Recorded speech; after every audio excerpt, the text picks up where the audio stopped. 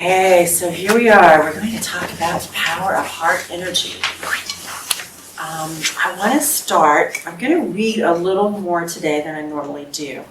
And so I don't want that to make us stay up in our head, right? I want us to start by really understanding the difference of thinking about heart energy and living and being and coming from it. Greg Braden has done some studies, and he does some teaching around that.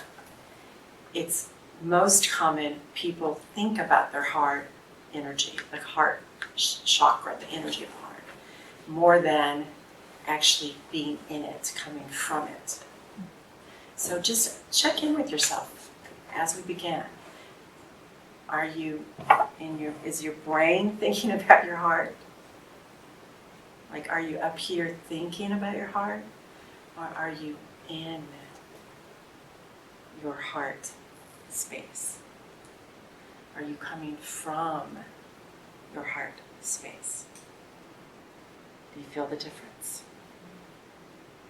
That's what we're here to talk about today. Okay? So we've been using this book, Power versus Force, for this month's series, David Hawkins. It's a fascinating book. I know Casey's been reading it. I've asked each week who's read it or read part of it. Anybody familiar with it? Yeah, okay. It's a wonderful read. It's intense. He's an MD, Ph.D. So if you start it and you kind of go, whoa, I don't know, don't feel bad. I know the first time I read it, I was like, whoa. I had to slow down to take it in. And it's not because he doesn't come from the heart, he does. But it's just, it really changes how you see life. It's one of those books, if you will take the time with it, to let yourself feel into it and let yourself receive it, you will never see life the same. And if you want to have a cheat sheet, just Google Map of Consciousness, and that's a great way to get started with understanding, because this book explains his map of consciousness. This is the book that explains how it evolved. So last week we talked about choosing to come from consciousness versus and allow choice among yourself and others versus forcing change. Making a choice how we want to be in the world, choosing even a solution rather than focusing on a problem, rather than trying to force change on the outer. Let the change evolve from our new higher consciousness that is focused on a solution. Very different from fueling the problem by focusing on it so much. Be aware of it, don't stay fixated on it. And that's the level 200 in the map of consciousness. He calls it courage. The reason I start there, there's other levels below it, is because it's at that level where when we walk into a room or a building or any group of people, if we are 200 or above, we can influence a higher consciousness, a higher vibration in everybody that our energy field impacts. Below that level, we will not have that power of influence. And that power he talks about is the power to influence change, to influence evolution. It starts with us, of course. We cannot influence something we're not resonant with, right? Without that level of 200, we are subject to the lower vibration of others who can influence us and pull us down. So it's important for both reasons, for our own well-being and for the good of the whole. We don't want to join in the demise of evolution of humanity. We want to participate in the rising up, the elevating of it, right? I know we all do, because that's why we're here every week. That's who we are in our lives. So I'm going to read briefly the levels between courage and love. Love being pure divine love, not just not the human love, which is sometimes not really love. It's disguised as love. Better and better, more and more, it is love. But it's from within, not between one another, right? This is the love that is the love of God, that is the love that is life force, that is always creating. And we're going to do a meditation process to really become one with that feeling of love expressing as a creative life force that cannot be stopped. It can be not received and it will flow around us, but it cannot be stopped. So let's look at the progression from courage, where we become a positive influence. Only 4% of the population generally achieves that, he says, in any given time in history. And actually, we're doing better now than in many thousands of years ago. But even as good as we are at progressing and evolving, at the time we wrote the book, which was in the 90s, I believe, we still had only achieved about 4%. So now think about what 4% means. 4 people out of 100. So think of the 100 as I read these numbers as we talk about this. Think of all the people you pass by or connect with. Your family, your neighbors, community groups you're in, like this one, your place of work, colleagues, clients, the people you pass by regularly when you run errands, people you say hello to, at the market, or you stop to get gas, eat lunch, dinner. So let's say that's an average of 100 people. 4 out of 100 achieve the level of choosing consciousness deliberately. How about that? So it's important that we be one of those 4 because that 4 has more power than the other 96 to evolve humanity. So it's an important 4. It's not a little weak number, it's a powerful number. It's a small number, but it's a powerful number. All right, so the next level he talks about is the energy level. He calls it neutrality. It's 250. So we started at 200. Energy becomes very positive as we get to the level that we have termed neutral, because it is epitomized by release from the positionality that typifies the lower levels. Below 250, consciousness tends to see dichotomies and to take on rigid positions, an impediment in a world that is complex rather than black and white. Taking such positions creates polarization. So now polarization, think about, that's the duality. We're trying to learn how to not perceive duality, to perceive oneness, right? Taking such positions creates polarization, and polarization in turn creates opposition and division. As in the martial arts, a rigid position becomes a point of vulnerability. That which does not bend is liable to break. Think about that. We live in a world where we are often taught to be strong and rigid and stern, and that makes you tough, and that makes you going to succeed. See, that's a lower consciousness way of trying to evolve. It is slow, it is grueling, it does not tap into spiritual resources. And it doesn't win in the end, because there will always be somebody tougher, stronger, bigger, physically something different. Bigger weapon, badder weapon. That's how we get into these battles globally. That's the consciousness we want to help the planet rise above. And we are doing that. We are living in a time where it is happening, which is very exciting. He goes on to say, rising above barriers or oppositions that dissipate one's energy, the neutral condition allows for flexibility and non-judgmental, realistic appraisal of problems. To be neutral means to be relatively unattached to outcomes. Not getting one's way is no longer experienced as defeating, frightening, we're frustrated. So think about that. It's where we stop thinking that in every moment we have to have our way to feel safe in the world, to feel empowered, to feel right, to feel good, to feel something that we label as the optimum way to feel. Instead, we become an observer, unattached, because we have trust in something more powerful than willpower, a spiritual element. At the neutral level, a person can say, well, if I don't get this job, then I'll get another one. And we even trust that it'll be better in some way we didn't know. Like, we didn't know today we would have a surprise music guest. All right? Now, what if we had been rigid and said, oh, no, that's not planned.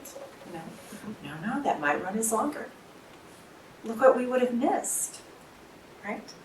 So that's how neutral, staying unattached, observer, openness. Yeah. Okay, let's skip ahead a little bit. This is the beginning of inner confidence. Sensing one's power, one is therefore not easily intimidated. One is not driven to prove anything. The expectation that life, with its ups and downs, will be basically okay if one can kind of roll with the punches. People of neutrality have a sense of well-being. The mark of this level is a competent capability to live in the world. This is therefore experientially a level of safety. So this is where we start to feel that we can trust life. We can relax. We can just be at peace and trust life and receive guidance and follow the guidance. We don't have to rigidly control everything. Okay? How does that feel? It's good. It does, doesn't it? Doesn't it feel great to lay that down? It's like, whoa, what a burden. We've been dragging that around all our lives. We didn't even know it. I mean, we lay it down, most of us, a lot, but then we pick it up a lot more than we want to, don't we? I know, me too. I'm laying that down more and more and more. People at this level are easy to get along with, safe to be around and associate with, because they are not interested in conflict, competition, or guilt. See, if you don't need to prove something about yourself, you don't push energy on people. You don't push to get your way. You ask for what would bring you joy, and you allow it to come in however form it might come in, without attachment to, it must come through this one person by them doing or saying this specific thing. Isn't that great? Yeah. And when you open to things you would never receive that way. And I know we all know this. We just want to be reminded and keep deepening and expanding how we live it, how it embodies us, and we live in it and we live from it. These people, he goes on to say, is that they are comfortable and basically undisturbed emotionally. Isn't it wonderful? Most of us are like this. You guys are an absolute joy to work with in creating our center and growing things and doing projects. You're rarely triggered and upset about anything. Isn't that delightful? I mean, life is just wonderful when we surround ourselves, and we can't surround ourselves with people who think and feel and behave that way if we are not that, because we are going to always magnetize to us this level of vibration of energy that it becomes our norm, at any point in our life evolution, our normal energy level. We're going to magnetize to us like minds and like behavior and like experiences. And when it doesn't feel good, we're not bad. Remember, I always say this because I want to keep reminding us not to judge ourselves. We're not bad, we're not wrong. It's a point, it's like a mirror saying, oh, you know what? You thought you were thinking and feeling this way and radiating this energy, but because this is present, that can't be true. There's something you still need to fine-tune here. And we'll do that our whole lives, so it will never stop. We're not going to get to a point where it never, ever stops, because life is forever expanding. our awareness will always be expanding. We'll get as far as we can see now as a level we want to attain. And from that, we'll have a higher perception. Like you get on top of a like around here at one of the big sand dunes, and you see further. You couldn't see it below you climbed to the top of that sand dune, the top of a mountain. But once you're there, you can see, oh gosh, there's a bigger mountain over there I didn't know about, because I couldn't see it because I was below the one in front of me. So we never finish.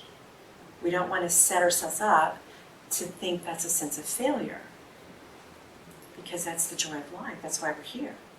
To experience, evolve, expand. Experience, evolve, expand.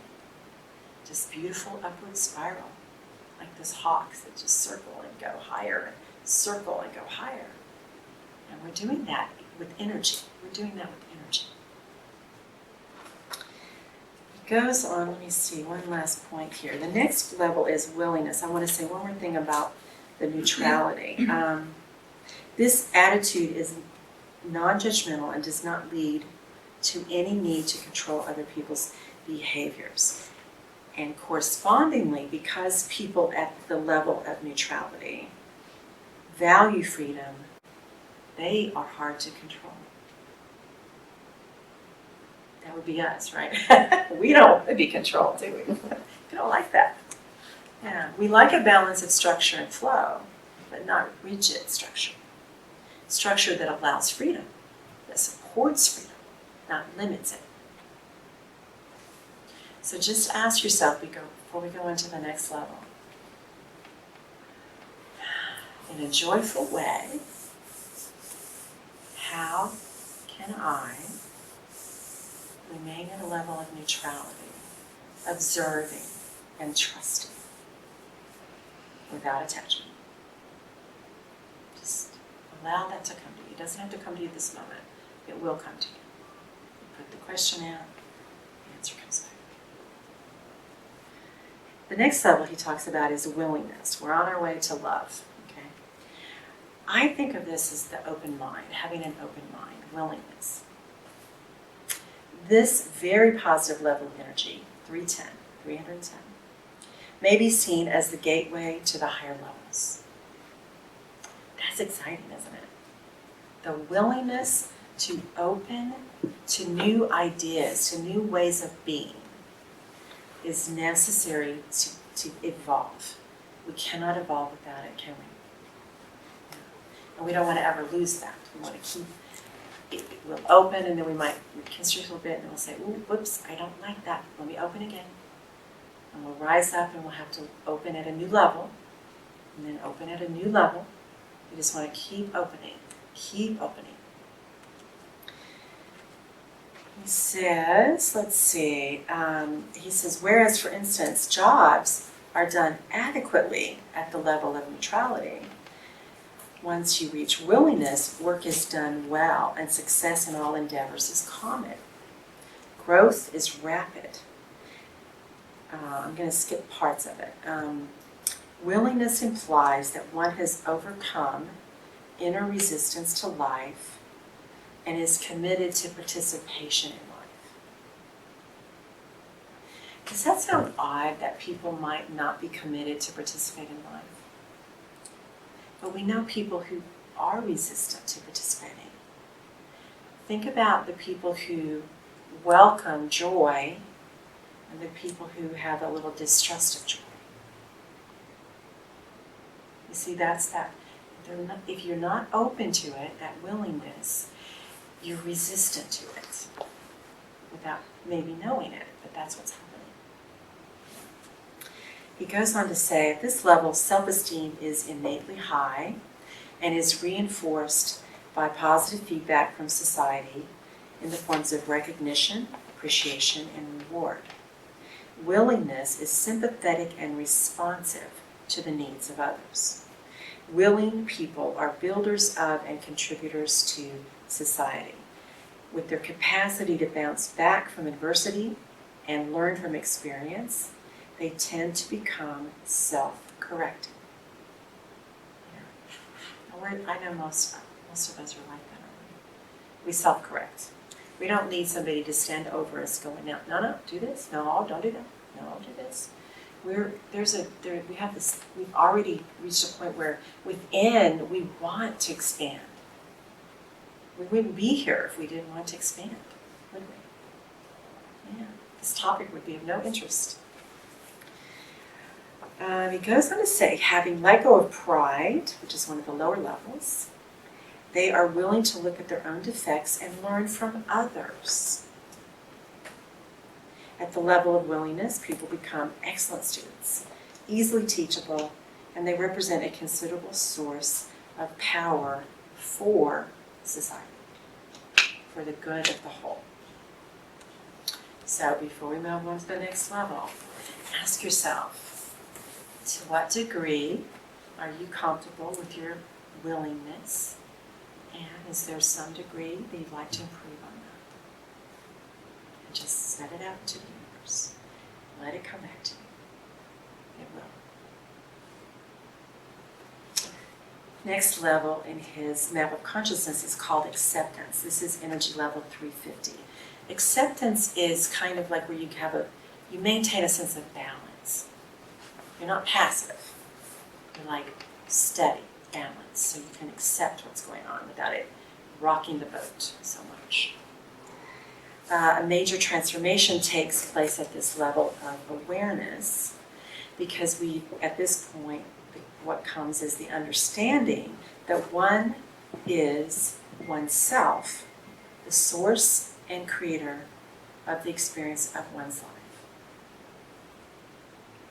This is where a person not just intellectually believes, you don't just know it, you become one with, you really truly are the creator of your life experiences.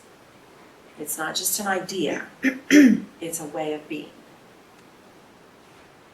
That's a big change from the idea. The idea comes first, very important. We want to move deeper, where we become one with it and we live it.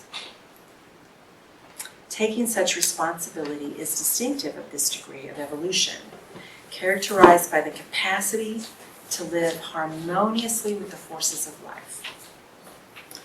All people at levels below 200 tend to be powerless, see themselves as a victim at the mercy of life. This stems from a belief that the source of one's happiness or the cause of one's problems is out there. An enormous jump, taking back one's own power, is completed at this level, acceptance, level 350, with the realization that the source of happiness is within oneself. And at this more evolved stage, nothing so-called out there has the capacity to make one happy, and love is not something that is given or taken away by another. Rather, it is created from within.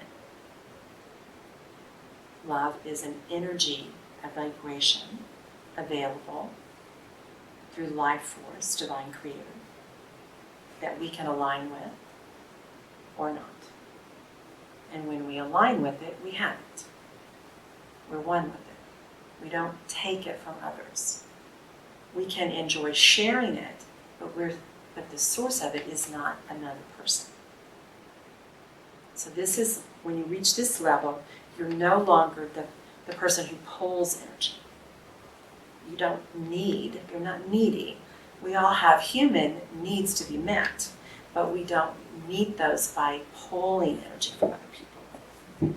We might ask for support, and those who can give it, we will then receive it, but we don't pull it. It's not a maneuver. It's not a victim, oh my, I need this, right?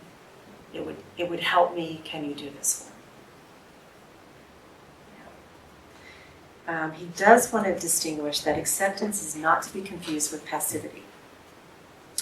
This form of acceptance allows engagement in life on life's own terms, without trying to make it conform to an agenda.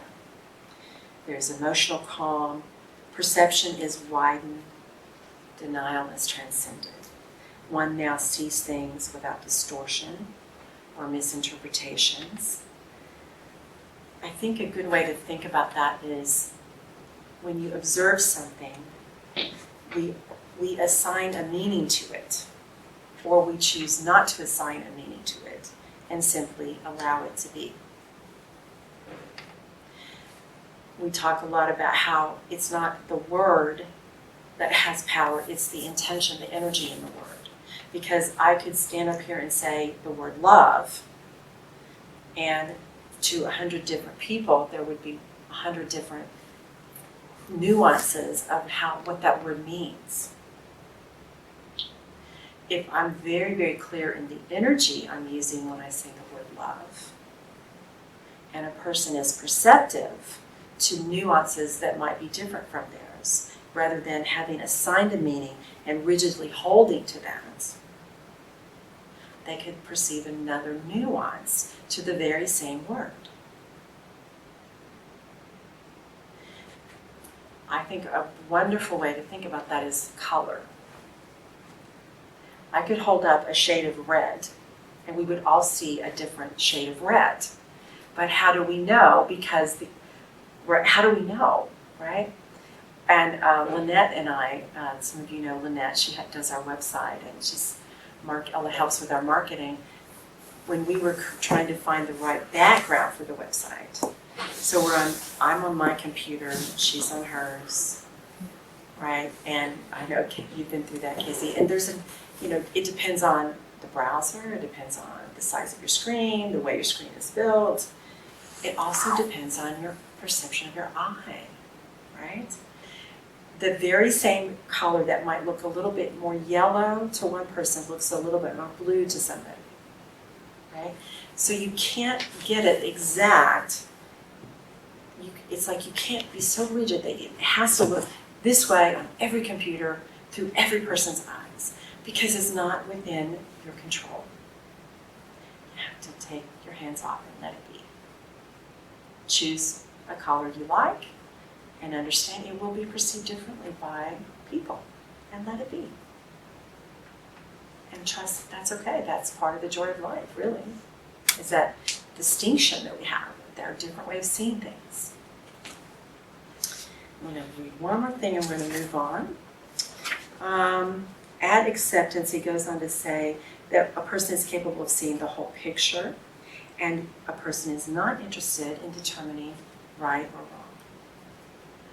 Isn't it absolutely delicious to stop needing something to be right or wrong? Mm-hmm. And to stop needing to make sure you're on the right side of whatever that is, or that anyone else is. Oh, wow, that's an exhausting way to live, isn't it? It's such a joyful way to be. Right is a perception. Correct, right, good is a perception. What feels good, what we enjoy, choose it for you. Absolutely. We don't give up our preferences. We just don't rigidly demand that we stay in this narrow little lane so that we're always right and good and correct. Because it's perceptual. What I could be doing, I could be saying something right this moment that to me is absolutely ideally perfect in this moment, but I can't guarantee it will be received that way. I just have to be me. Allow the divine wisdom to come and share it, and whoever is meant to hear it will hear it. Whoever it's meant to serve will hear it. It's not in my control, the outcome, right? When we reach this level, we then have the joy of not being polarized by conflict or opposition. This is when we start to let go of duality. We stop being a part of duality. We stop fueling a world of duality. And I know it can be a little bit tricky being immersed with people in jobs and other groups that are very much committed to duality. They only feel secure if they are right, if they are doing what is right and being good, whatever that definition is for them. So we have to let them do that. Leave them alone, let them be. If you demonstrate it differently simply by being it, being love, regardless of the conditions around you. Be one with love. Those who want more of that will come up to you and say, I want to know what you're doing. How are you doing this? How do you always be peaceful? How do you always feel joyful? How do you seem relaxed no matter if somebody's criticizing or being negative? It will magnetize to us those who want to rise up, and then we can give them some tools. We can share wisdom, invite them here, tell them about a book to read, some videos on YouTube, things like that. We don't change them by talking them into it, right? No, not at all. Yeah. Nope. Okay, one more level before we get to love. Now let's talk a bit, think about it, and take a drink. So, how could you possibly be more accepting? Give up duality a little bit more. Is there some area? Put that out, let that come back to you. I'm doing it right along with you. Okay, here we go. This one is important. Energy level 400. He calls it reason. Intelligence and rationality rise to the forefront when the emotionalism of the lower levels is transcended. Reason is capable of handling large, complex amounts of data, making rapid, correct decisions, understanding the intricacies of relationships, gradations, and fine distinctions, and expert manipulation of symbols as abstract concepts, which becomes increasingly important. So this is like logic, logical application in life. Now he goes on to say this is the level of Nobel Prize winners, statesmen, people like that, who they make major contributions to life. Einstein, Freud, great thinkers, names that you know. Now, here's what's important. There's a major shortcoming at this level. This is the level right before we get to love. We want to not be tempted to stay stuck in it. And here's why. The shortcomings of this level, level 400, reason, are the failure to clearly distinguish the difference between symbols and what they represent. The difference between a word and the energy behind the word. People can get in we have feuds, wars, family, dysfunction forever, generations, over something that was said, a phrase, a word, right? But it might have been meant to be something very different. The energy behind it could have been very different, but if a person is stuck on the symbol and not the essence, they will not get to love. At this level, it is easy to lose sight of the forest for the trees, to become infatuated with concepts and theories, ending up in intellectualism and missing the essential point. Intellectualizing can become an end in itself. It's meant to be the means to the end, isn't it? Yeah. Reason is limited in that it does not afford the capacity for the discernment of essence, the critical point of a complex issue. It generally disregards the context. You know the phrase, somebody took something out of context? Right? We've all had that happen. We say something, you could play back the video of what I've said today, take one phrase out of the middle of it, right? I could be giving an example of something I don't suggest you do, but you could pull that out. And we see this on social media all the time. And it becomes this thing that goes viral. This person said this. Well, they might have said, quote, don't do this, right? Taken out of context. You see the difference? That's where we get our brain is driving us instead of it becoming a beautiful tool for us. Reason does not of itself provide a guide to truth.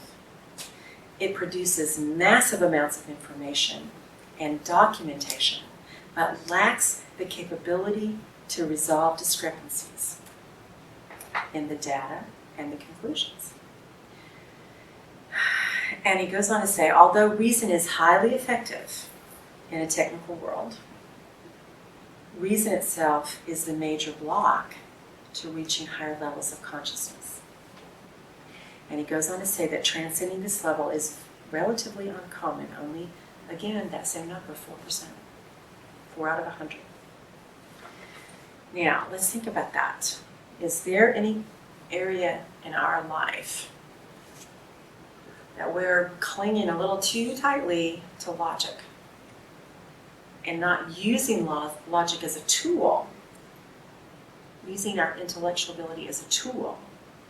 Rather, we're like making it our God in a way, you know. Yeah. So let's just release it right now. Send it out into the universe so that a new way of seeing that situation will be revealed to us. We can rise above it. I can feel it. Let's kind of shake that out. Yeah, that one got a little intense, didn't it? Yeah. Shake it off. I love that song too, yeah, for that reason. All right, now, let's all take a breath, because this is it. This is the big one. This is what we came to hear about, love. We had to see what was in the way so we could really receive love. Love in the Abraham teachings, they teach that love, we love that, you know the phrase unconditional love. That, isn't it interesting how that gets used as a weapon? You're not loving me unconditionally. You're not letting me be blah blah and love me anyway. Well, that's not really what unconditional love means. It means being one with love regardless of conditions. Being love itself. Because then the conditions don't matter. The conditions don't change that we choose to be love. I don't choose to stop being love because I don't like the taste of the water, or I don't like music on the radio, or I don't like the color of the chairs. I don't choose to let something outside of me take me out of the vibration of love. Love is. God is. Love is.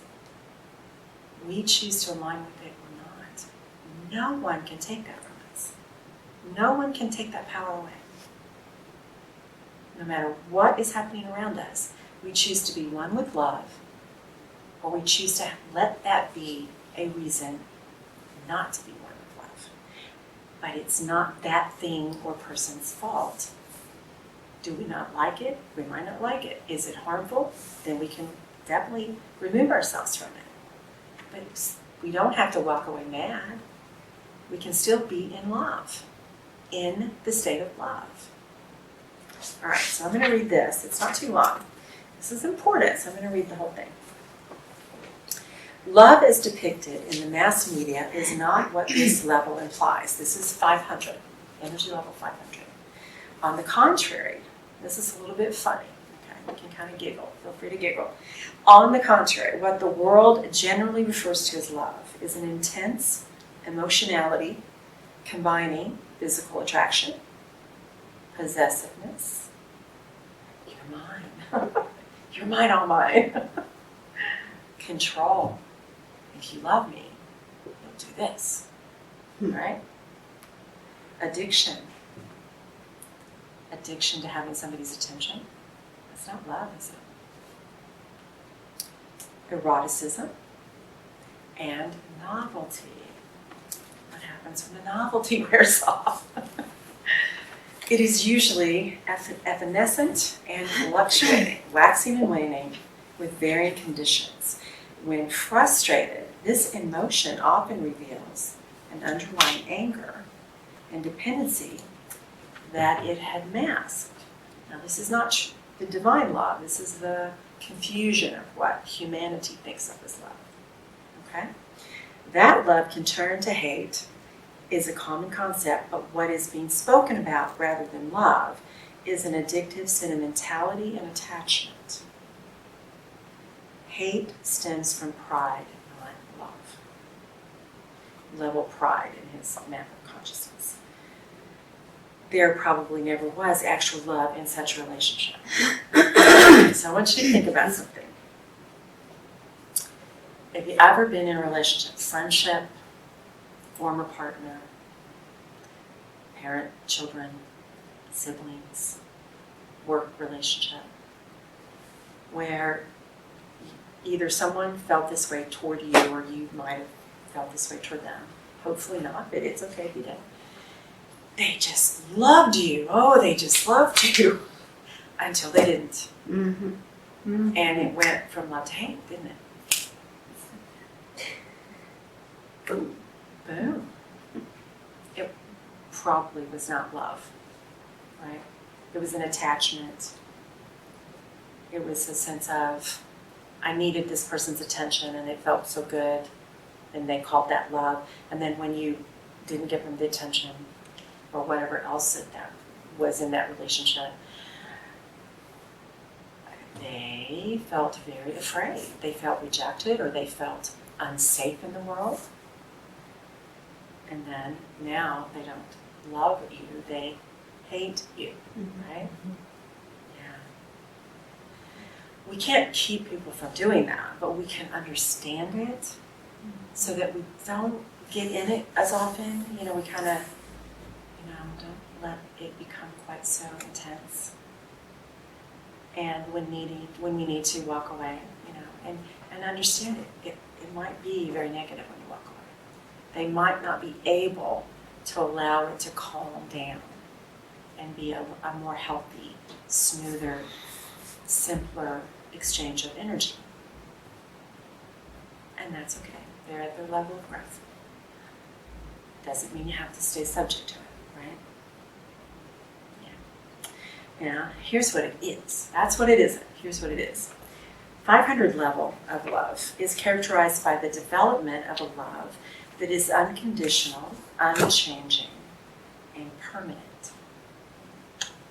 So, I thought about this week as I was kind of thinking through about different things I wanted to say. And I know of situations where I've walked away from a friendship, let's say, and I don't hate that person, but they were very, very upset with me. But I can still actually truly feel love for them. Yeah. And I know we all do, don't we? Mm-hmm. It blesses the world when we do that. It does. We don't want to constrict our heart and not let ourselves be open to love because someone in the world is upset with us, right? Yeah. It's good for our health. It's good for all energy levels, our body, our emotion, our mental, and then we are wide open to our spiritual energy. And that's how we bless the world. And it feels good. Yeah, maybe that's the most important thing. It feels good. Okay, and he goes on to say, this does not fluctuate because its source within the person who loves is not dependent on external conditions. Loving is a state of being. That's why you hear me say so often, rather than focusing on being loving, just focus on being love itself. And whatever action or words you're inspired to do or say will come from that. Don't try to form that so carefully. Focus on the essence, just focus on being love itself, being one with divine love. And let that lead you, right? We want to let that lead our heart. It is a way of relating to the world that is forgiving, nurturing, and supportive. Doesn't it feel good to be around people who are very nurturing and supportive? It's not even that they say very much. They don't have to say anything, really. They just are. They just are.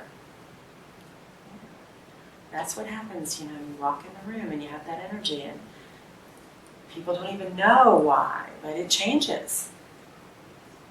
All of us do that, yeah. We all do. It's a great group to be with. Let's see. Love is not intellectual and does not proceed from the mind. Now think about that. We don't need a reason to love someone. We don't need that. Those two lists. The ideal partner for me is this. You list it. Oh, check. Oops, don't have that one. Sorry. Too bad. We don't want to approach life like that, do we? That's so rigid. Yeah. Does it? I'm not saying don't have your preferences, but that doesn't mean you don't love the person, even if they might not be an ideal partner for you, but love them anyway. Have love just in general. Love emanates from the heart. It has the capacity to lift others and accomplish great feat because of its purity of motive. Isn't it important not to have an agenda in how we interact with one another? The energy we bring, in our commitment as spiritual leadership here, because I perceive every one of you as a spiritual leader. You are a leader in your world. You're a spiritual leader in your life. And so in our commitment, which we'll bring up again in the annual meeting for those who haven't seen it, is when we made a commitment that we would be conscious of the energy we bring to every conversation, to every email, to every text, to every phone call. We won't be perfect at it, but we will make a commitment to be conscious. What energy do I bring? Do I bring the energy of love? Do I have an agenda, a motive?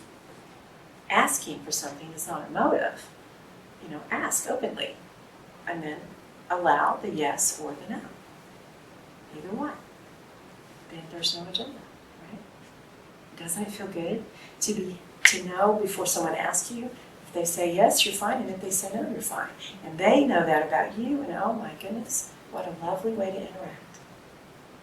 We allow one another to be, support one another in every way we can, joyfully, easily, and trust we're not the God of that person. We will be provided what we need to support one another without strain and sacrifice.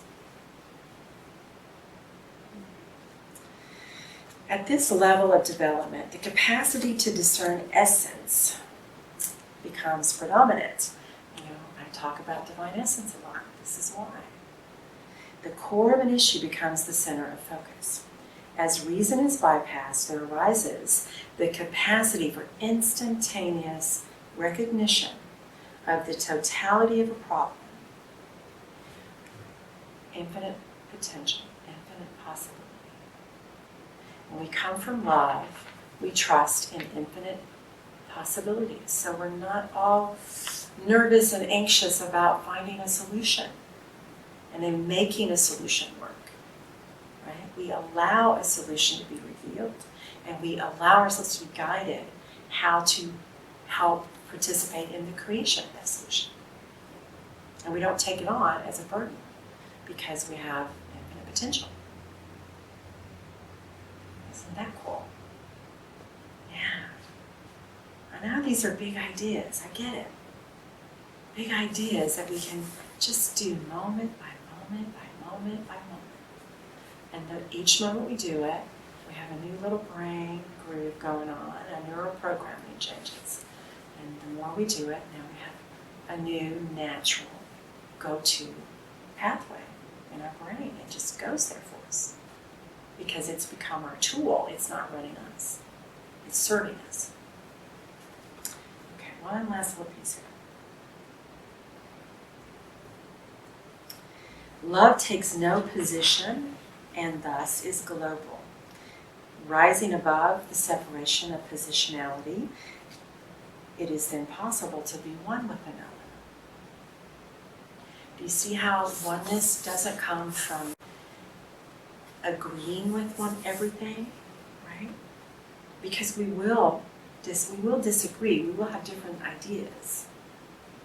We don't even have to take it as far as being a disagreement. We will have different ideas, different preferences. But we will be one with another when we accept without making one right or wrong for that different opinion. And when we can step, it's like a bird's eye view. And we see there's infinite possibilities and infinite potential. So this preference does not preclude my preference also existing simultaneously. How about that? Isn't that cool? Yeah, how about that? So he goes on to say, love focuses on the goodness of life in all its expressions and augments that which is positive. It dissolves negativity by recontextualizing it rather than by attacking it. We see it differently. We don't try to say, this needs to be over there for it to be correct. For everything here to be aesthetically pleasing to me, this needs to be set over by the door, right? Instead we say, well, it might look good over there, but you know what? Let me just step back and really take in the essence of it being here. Next week I can sit it over there if I want to, right? But I might, if I open to it, might find I think it's more pleasing here, after all. Because I stayed open, and I stayed in love, and I didn't make it wrong for not being where I thought it should be. I know that's a silly idea, but you see what I'm saying, right? All right, last piece. This is the level of true happiness, but even though the world is fascinated with the subject of love, and all viable religions calibrate at this level, 500 or above, it is interesting to note that once again, only 4% of the world's population ever reaches this level of evolution of consciousness. 4 out of 100. And here's one last little piece, and this is what we're going to talk about next week. 4 out of 100 reach this level of consciousness, love, pure divine love. He goes on to say only 0.4%, that's 4 out of 1,000, ever reach the level of unconditional love, which is 540, and he labels that joy. Isn't that something? Have you ever thought of unconditional love being joy? That's for next week. All right, so as we go into our meditation, we're going to expand on the love and make it personal and see how we can expand it for ourselves. Thank you, John. So I'll take a deep breath. Exhale with sound. Another deep breath. Exhale with sound. Gentle, deep breath. Exhale gently, softly, slowly, letting everything dissipate. That is not pure love. We want to focus on the essence of love, absent of any condition, absent of any person, any situation. This is you being one with love itself, the love that is of God, pure divine love. So I want you to picture, we just had a citrus tree. I want you to picture a citrus tree, whatever you'd like it to be. It could be lemons, it could be grapefruit, it could be limes, tangerines, oranges. This tree does not yet have the fruit on it. Picture the tree before it has even bloomed yet. In that tree is love. The force of love that is so powerful, fruit will just magically start to form on that tree. It is built in, it contains it. You can't stop it, you can't prevent that from being true. You can help nurture it. You can slow it down, but it exists no matter what you do. You cannot change the truth that that exists. That force of life that is creation, love, it exists. It's there. Take a breath, please.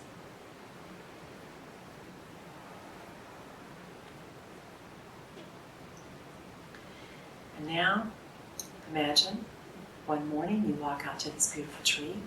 It's covered in blooms. They're very fragrant. And you have this little sense of joy deep within. It just shivers all through you because that's the beginning of the fruit. The fruit's not there yet, but you know it's there. It exists. You can't pluck it and eat it yet, but you know it's there. The energy of that fruit is there. And that's like love, because it is the outer expression of love. That fruit, that bloom, is the outer expression of love unfolding through this beautiful plant, this beautiful fruit tree that is an absolute emanation of divine life, divine joy, divine beauty, divine truth.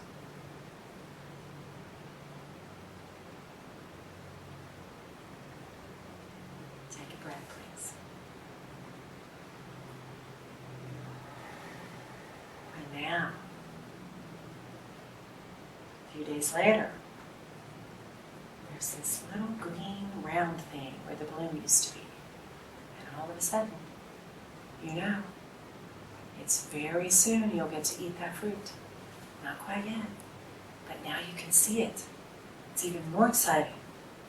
This is proof that love cannot be contained. That love is, and it always will prevail. And it is always flowing to you, through you, as you, for you.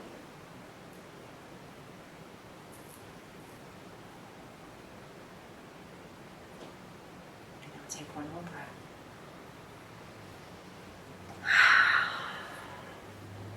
A few days go by, maybe a week or two, and now the first one has changed color. It is ripe, it is ready, and you pluck that, and you peel it, and you bite into it.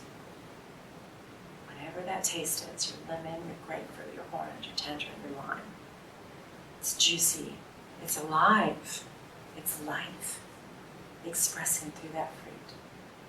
And it's love expressing by providing you that fruit, providing you all you need in life, and all that brings you joy in life. That is love. One of the millions of ways it expresses. That is love. And love is. And it is here for you always to just reach out and pluck it. Open your hand and receive it. That is love. It will never be held back. It might need to move around something that resists it, but it won't abandon what is resisting it. It will always be available. Love will always prevail. It is the creative force. And it is here for you always. And it is flowing to you and through you. And I invite you to consciously receive it, allow it, and express it more and more